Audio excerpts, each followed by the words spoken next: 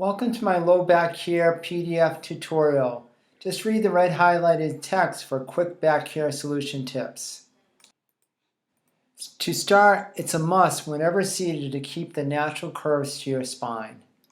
The pressures in your spine go up dramatically, especially in the slump posture. Like I always say, there's no perfect seated posture, but the one to the left certainly is one of the better postures to be in. The one in the middle is definitely not the one of the postures I would ever want you to be in. The chances of bulging the disc go up dramatically in a slump posture, so stay in neutral whenever possible. There's no really best seated posture. In other words, I like you to change your posture frequently, standing up, just moving around in your seat. But the following example comes close. Keep the body at 90-degree angles, both back and legs, feet flat, top of monitor at eye level, arms supported, keep mouse and other items at arm's length.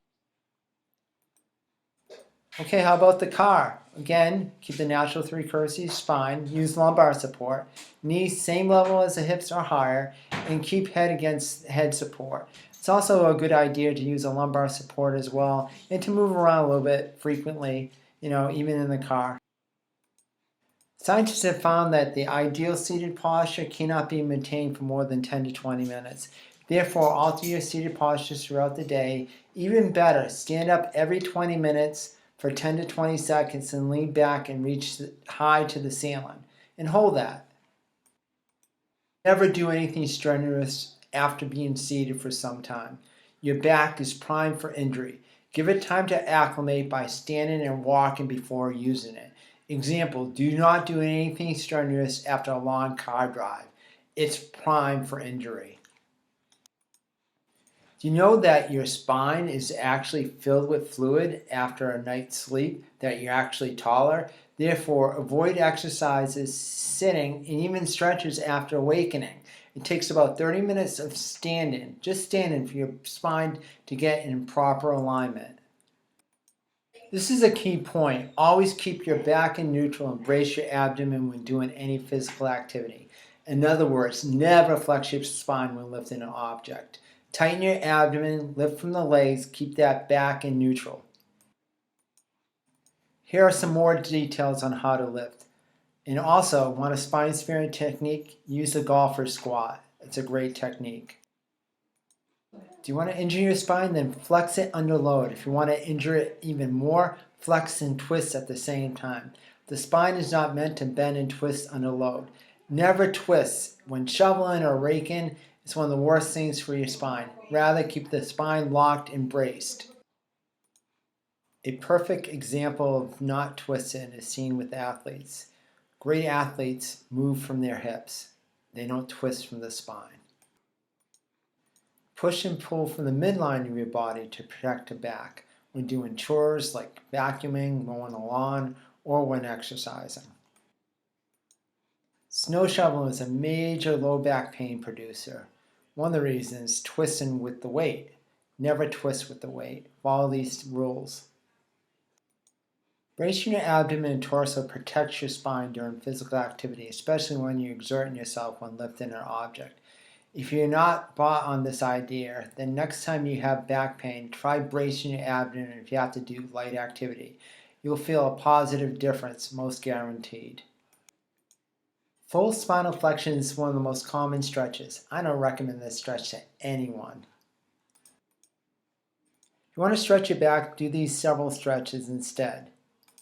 If you have stenosis or spondylitis, you need a specific stretching program. Talk to a physical therapist about that. Do you want to really protect your back and have a robust, strong back, do sports with vigor? Then talk to me about muscular endurance training of the core to develop spinal stability. Please stay away from full sit-ups and also a weightlifter's belt. They do more harm than good. Got a rake? Remember, never twist. Brace your abdomen, let the arms do the work. Follow these rules, they'll spare your back. Posture is important. Keep the natural curves to your spine with the head and shoulders back.